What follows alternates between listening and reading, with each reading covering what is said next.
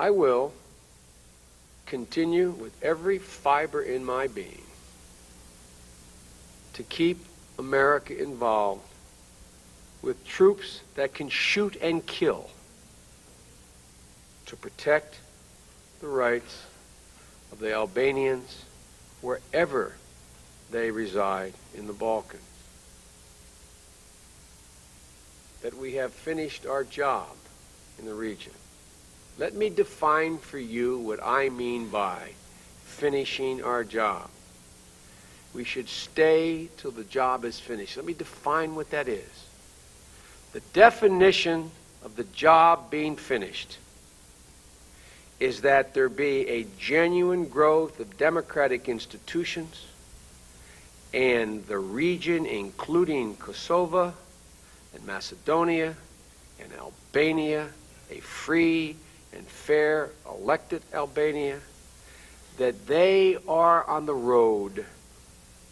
They're on the road to NATO membership, and they're on the road to becoming part of the European Union. Because until that moment arrives, there will be no real security for Albanians living in the Balkans. Number one, the world should and must recognize the suffering, the pain, the loss, and the travail that the Albanian people in the region have gone through. And there's a reason for that. It's not merely my desire to see exposed those who perpetrated what I consider to be war crimes. It is my view, historically, that until the Serbian people look themselves in the face, understand what their leaders have done and convince them of. Until that moment arrives, the Serbian people will not be able to shed this notion of victimization that all of their leaders prey upon and manipulate them with. The value of the Nuremberg trials was not to punish.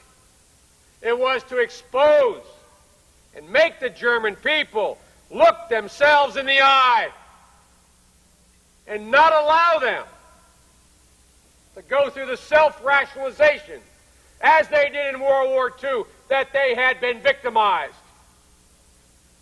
That is a necessary precondition. Why, some of you ask, have I been so relentless on Serbia and Koštunica, who I do not trust? Why have I been so persistent in not providing aid for the people of Serbia, who are many good people? Why? Because until they look in their hearts, they can never cure themselves of the disease that they are the oppressed. And as long as they operate on that standard, this cycle will continue and continue and continue. So that's why, not for vengeance, but for release, that it's necessary for them to look the devil in the eye. For I believe they are equally as noble, equally as bright, equally as capable as a people as any people in Europe. But they have been fighting the Battle of Pristina since 1388. It's time the blackbirds be put to rest. It's time they look in their souls.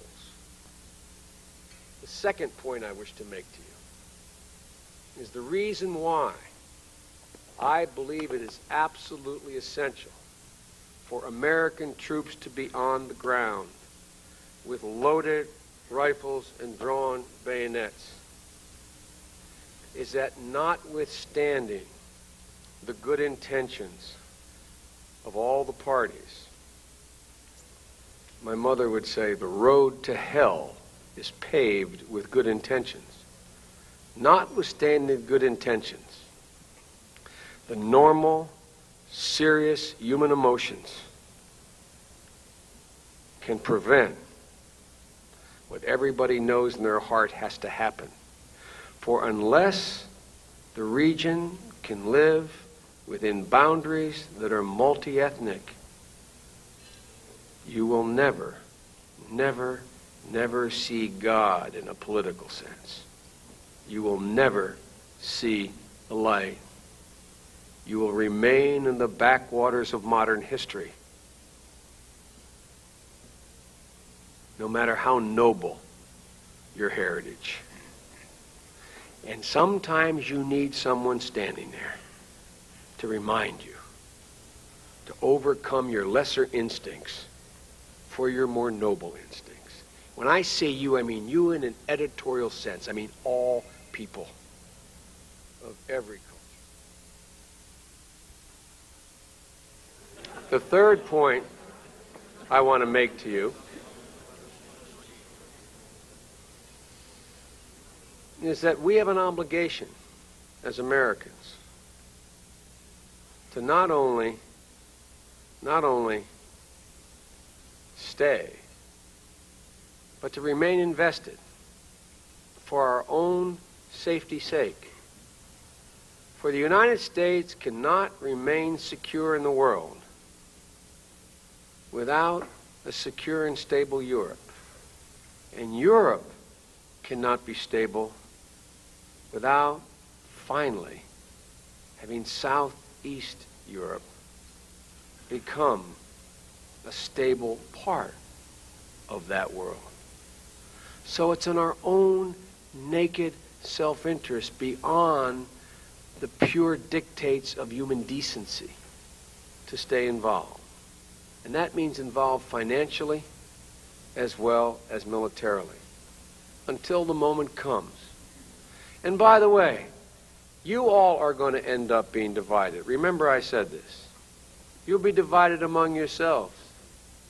You will begin to reflect the necessary divisions that will take place in Kosovo among Albanians. I don't mean fighting. I mean political disagreement. You will be split, and you will argue over dinner and at the restaurant and on the way to the ball game between yourselves about what is the role that should be played in Montenegro, Macedonia, whatever. And I don't want you to despair with that. It is maybe the single most healthy thing that can happen, because that is the cacophony of the voices of democracy. That is the first normal, painful step. I came over and sat. I don't know whether I be in his party or not. I don't know enough to know. But I want to tell you I respect this man. And I came over and I reminded him of my conversation. I said, what you should get about doing, you remember in that room? I said, you should get about building a political party. Many people are great warriors, but very few warriors become great politicians. It's a difficult transition. This man's on the way of doing that. And I leaned over and I grabbed him and I joked with him and I said, welcome to democracy.